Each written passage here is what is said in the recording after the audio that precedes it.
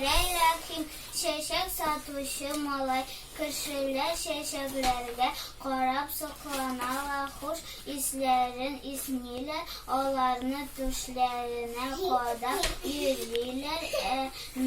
Emir üçün şeşekler barı dik qazab tıqına ikidir yok yaratma şeşekleri şolay arkasında irtuk kırıp ebisi bilen kazanğa şabarğa deyir.